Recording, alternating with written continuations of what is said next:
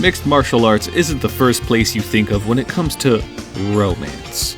But over the years, there's been a few fighters who've brought a new meaning to all's fair in love and war. Today, we look at some of the most affectionate moments that take place in the sport. And yes, we're using the word romantic loosely. Welcome to the INC, and these are 5 romantic MMA moments. There are few MMA fighters more passionate than Yoel Romero. After an acclaimed wrestling career that saw him win silver at the Sydney Olympics, Romero joined the UFC in 2013, where his colorful personality and knockout power made him a fan favorite. In 2018, Romero took on Luke Rockhold in the main event of UFC 221. The fight was originally booked for the UFC interim middleweight title, only for Romero to lose the opportunity by falling 2.5 pounds short of the middleweight limit. Romero started the fight in trademark slow fashion, allowing Rockhold to take a cagey opening round before picking up the pace with big punches during fast flurries, a strategy which finally paid dividends early in the third round.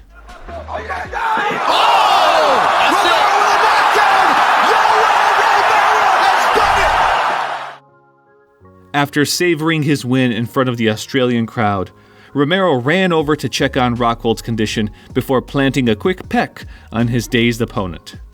Romero claimed the gesture was a sign of respect dating from his native Cuba, a suggestion his opponent that night didn't find all too convincing.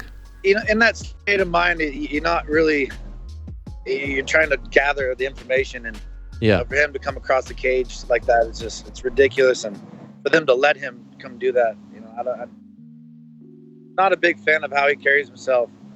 He's a bit fake. The fight wasn't the first time Romero was noted for his PDA's, public displays of affection, calling out middleweight champion Michael Bisping after his win over Chris Weidman at UFC 205, although not in the way you expect. I love you, Mike! I love you, Mike! You say something like this for me, and now I say you. I love you! See you soon, boy! Julian Marquez's romantic exploits made him an unlikely cult favorite. Marquez has competed for the UFC since 2017, holding a win over British veteran Darren Stewart, but was best known among hardcore fans for his fandom of pop diva Miley Cyrus. In 2021, Marquez took on Maki Pitolo on the main card of UFC 258. A back-and-forth match appeared to be going the way of the Hawaiian fighter, until Marquez mounted a dramatic comeback to claim a submission in the dying stages of the fight. The fight earned Marquez a Performance of the Night bonus and an influx of new fans, and on the biggest stage of his career, decided to take a shot at his longtime muse. I've been waiting 31 months to get on this damn mic and to call these people out right now. It's my time to shine. So Miley Cyrus, will you be my Valentine's? Amazingly, Cyrus responded to Marquez's call-out, agreeing to go on a date with the fighter provided he shaved her initials into his chest. Like a bad soap opera, fans were engrossed in the Miley and Marquez affair. All Julian needed to do was make the right move, and one of the most unlikely MMA love stories would become a reality.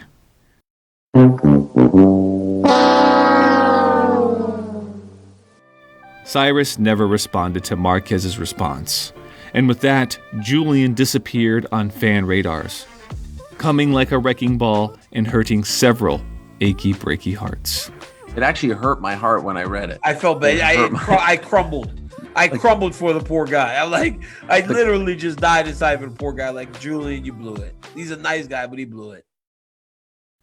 At K1 Dynamite in 2005, Japanese fighter Yoshihiro Nakao took on former Pride veteran Heath Herring. The fight was seen as a jump in quality for Nakao, who entered the fight unbeaten after a win over UFC veteran Don Fry, while Herring was a 36-fight veteran who'd previously fought for the Pride heavyweight title. The two men were brought to the center of the ring for their stare-down, often one of the most intense parts of any MMA fight. However, Nakao decided to show his intensity in a slightly different manner.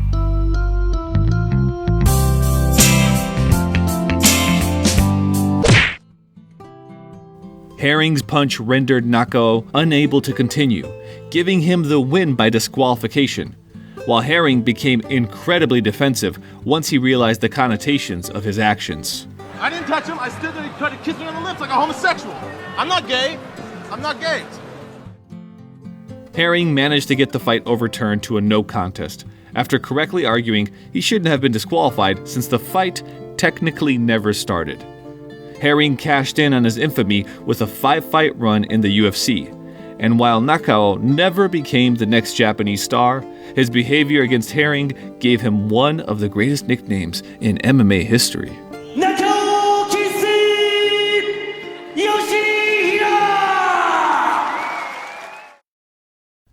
Tanya Evanger was once considered one of the best female fighters outside of the UFC. Between 2011 and 2017, Evinger amassed an 8-fight winning streak, including a stoppage of current UFC bantamweight Irene Aldana, a run which saw her claim the Invicta bantamweight title in 2015. At Invicta 17, Evinger made the second defense of her belt against Ultimate Fighter contestant Colleen Schneider.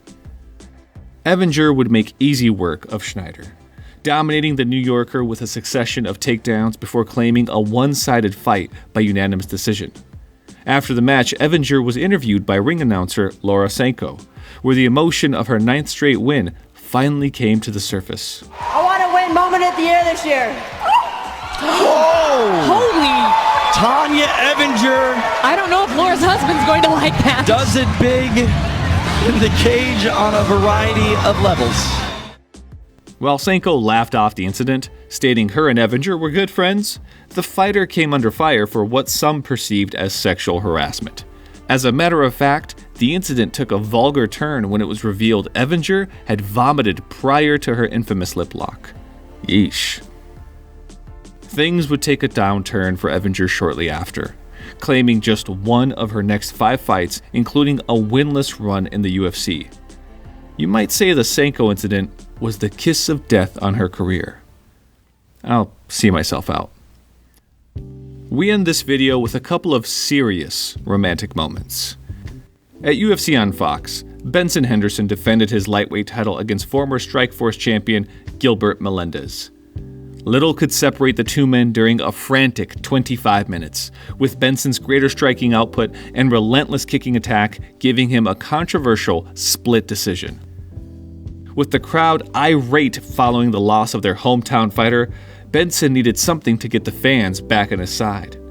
He and his girlfriend knew just the trick. I'm not perfect. I never have been.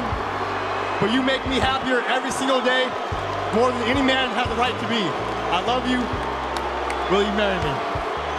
Yes!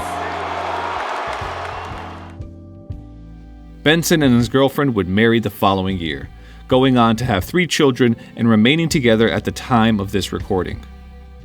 Benson would be the first of many fighters to propose in the octagon, with Alexander Gustafsson and Jessica Andrade proposing to their girlfriends after Fight Night Stockholm and UFC 211 respectively. Add the number of fighters who've been married or developed long-term relationships, and it's proof even MMA has room for a little love. And now, time for a few honorably romantic mentions. Vanderlei Silva finally had his long-awaited stare-down with Chuck Liddell in 2006, although the Brazilian may have had more than fighting on his mind. Because I want to fight with Chuck here. Chuck! This fan showed his dedication to BJ Penn prior to his welterweight title bout with Georges St. Pierre. Daniel Cormier and Luke Rockhold's bromance. I love you. He didn't say it. He didn't say it. Luke. Hey. What? You can say it on the Skype, but you can't tell me you love me on TV? DC, you are my man. I love you, Luke. This is the INC. Spread some love.